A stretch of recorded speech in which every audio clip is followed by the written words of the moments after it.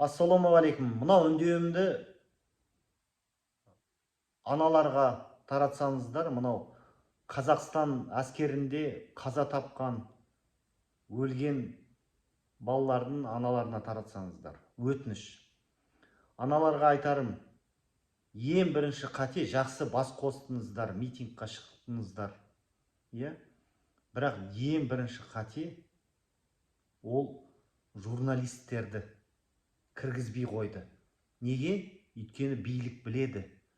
Журналистер бірге болса, тергесе, олардың мүмкіншіліктері бар ғой. Мысалы, әсіресе шетел журналистері, радио азаттық, ол ертең тергейді, депутатский запрос жасайды, оның тәжірибесі бар.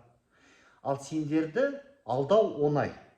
Мысалы, мен қарап отырмын видео, аналар барды, кірейін десе, қорғаныс министрінің өкілі, полковник айтады, регламент бойынша журналистерге кіруге болмайды дейді. Ондай заң жоқ, ондай регламент жоқ. Сіздер өшерде ұтыласыздар. Міндетті түрде радио азаттық, басқа шетелдегі блогерлер айтпасаңдар, Қазақстандағы журналист, хабарға сіздер осы жолы ұтылдыңдар.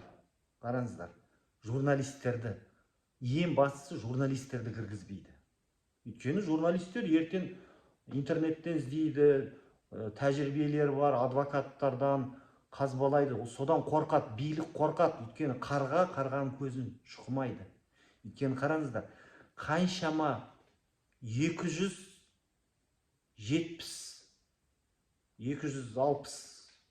қазақ балалар өлді, Қазақстан әскерінде. Ең қызығы, ана жолы бір десантник жас баланың парашюті ашылмады. Ешкім сотталмады.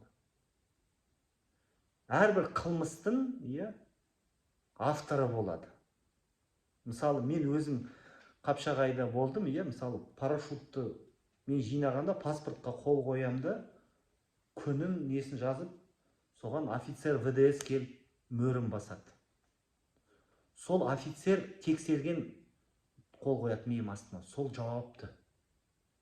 Егерде ашылмаса, дұрыс, сол офицер сотталу керек. А қазір не? Бытшыт.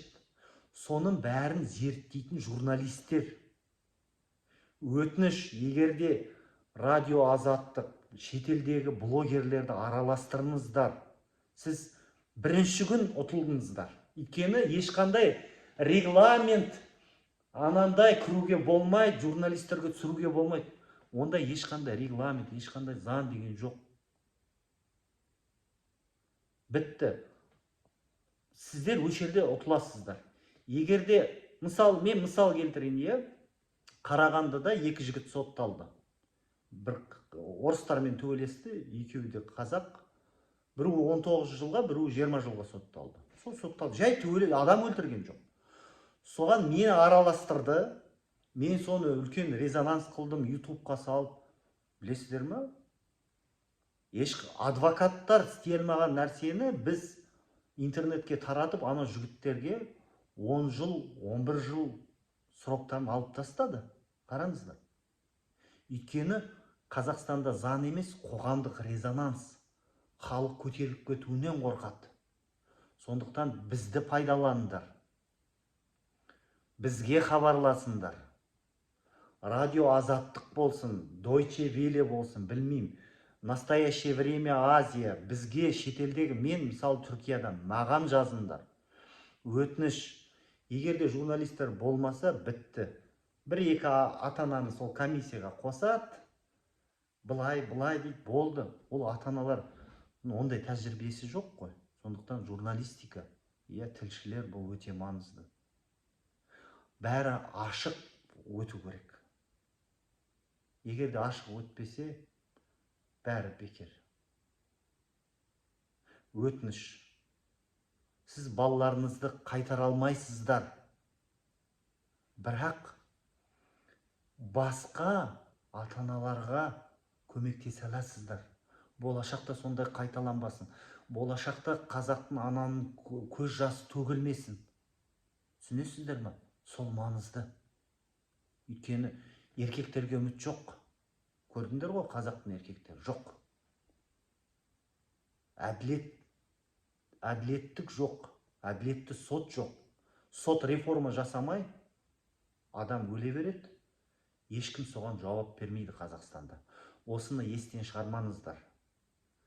Осы видеоны ата-аналарға таратып, маған хабарласыңдар. Менің WhatsApp номерім +380 680 25 27 25. Өзіміз ел болып, өзімізді қорғамасақ, мынау билікке бәрібір